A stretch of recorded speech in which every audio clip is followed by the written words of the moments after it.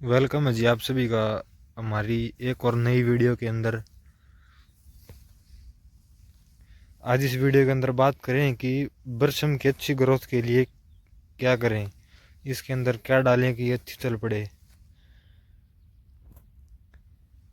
हम लोग देखते हैं कि बरसम में हम खाद भी डाल देते हैं, यूरिया भी, डीएपी भी, और पानी भी लगा देते हैं, लेकिन फिर भी उसकी ग्रोथ अच्छी नहीं होती।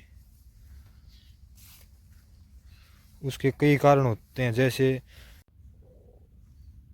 इसकी जो जड़ जड़ होती है ना, वो बिल्कुल नाजुक सी होती है। हम चाहे यूरिया डीएपी कुछ डाल लें, ये अच्छी तरह वो नहीं कर पाती। उसको क्या बोलते हैं, उसको उसको ले नहीं पाती है खाद को। बिल्कुल नाजुक पौधा होता है ये एक प्रकार से।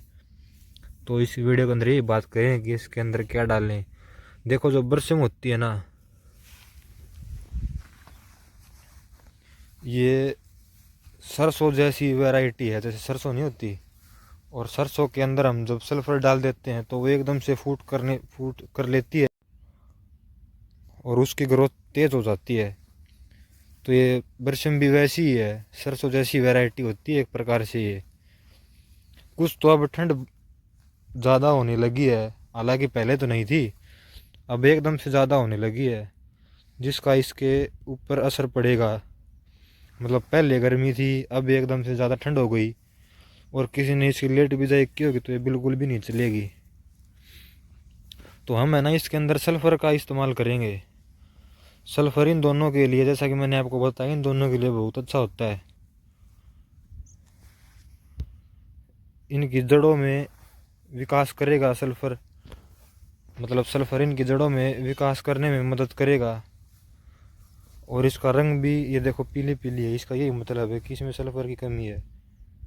हालांकि पीला रंग वैसे भी होता है जैसे यूरिया की कमी होती है, लेकिन हम इनमें यूरिया डाल चुके फिर भी ये पीली है। तो इसका एक ही कारण है कि हमें इसमें सल्फ़र डालना चाहिए। अब बात सल्फ़र की आ गई कि सल्फ़र कौन सा डालें, लिक्विड फॉर्म में डालें या पाउडर फॉर्म में डालें। अक्सर हम लोग पाउडर फॉर्म को ज़्यादा इस्तेमाल करते हैं। जो 3 किलो की पैकेट आती है, एक 3 साढ़े 3 किलो की पैकेट, उसको ही इस्तेमाल करते हैं गेहूँ में भी और बरसम में भी। उसको भी इस्तेमाल कर सकते हो आप लोग। अगर आपके पास ज़्यादा एरिया में है तो एक एकड़ के हिसाब से आप वो 2 थैली ले लेना सल्फ़र की, उसको यूरिया में मिला के एक बैग के साथ वो डाल देना। 40-45 किलो यूरिया के साथ वो 2 थैली सल्फ़र की मिला के डाल देना, वो भी अच्छा है। अगर आपके पास थोड़ी एरिया में है, जैसे यही है, ये देख लो, आपके एरिया में क्या बोलते हैं इसको, हमारे आप तो इसको एक पटा बोलते हैं, एक क्यारी बोल देते हैं कई जगह पर, एक क्यारी। तो इसके अंदर हम वो पाउडर फॉर्म वाले नहीं डालेंगे। हालांकि डाल सकते हैं, लेकिन वो डालेंगे नहीं। इसके लिए हम इसमें लिक्विड सल्फ़र डालेंगे। मैं आप लोगों को दिखाता हूँ एक बार वो लिक्विड सल्फ़र, वो उससे ज़्यादा तेज़ असर करती है। ये देखो आप लोग, इसकी बात कर रहा था मैं, ये लिक्विड सल्फ़र है। हमारे ज़्यादातर किसान भाइयों को इसका पता नहीं होता, हम लोग ज़्यादातर वही इस्तेमाल करते हैं, पाउडर फॉर्म वाली। देखो सल्फ़र, नैन सल्फ कंपनी की है ये। सल्फ़र 55.16% सस्पेंशन कंसनट्रेट फॉर्म में है ये।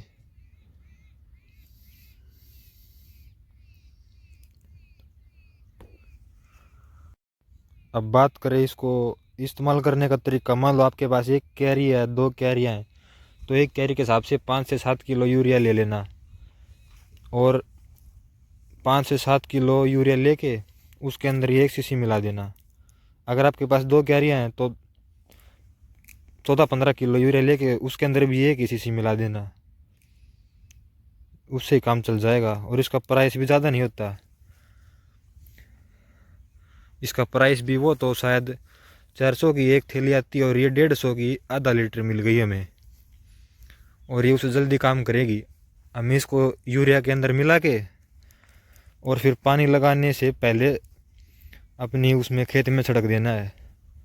फिर आप इसका असर देखना। अब बात आ गई इसका रिजल्ट कैसा है। हालांकि ये कोई प्रमोशन वीडियो नहीं है, वैसे ही बता रहा हूँ। इसका रिजल्ट बहुत अच्छा है। ये देखो, ये गेहूँ और ये वाले गेहूँ एक ही दिन के हैं।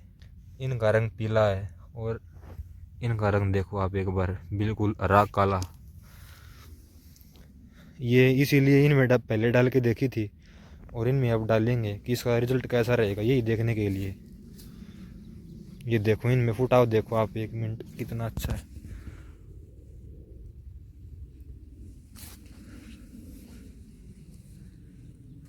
ये देखो फर्क देखो आप इनमें, इसमें और इसमें कलर में भी फर्क देखो।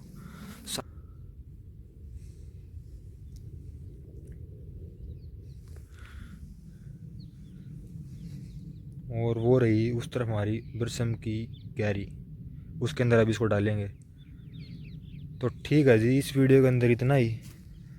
अगर आपको मेरी दी हुई जानकारी थोड़ी बहुत पसंद आए तो वीडियो को लाइक कर देना। और आप क्या करते हो वो भी बताना, आपने अपने एरिया में कौन सी खाद कैसे क्या डालते हो।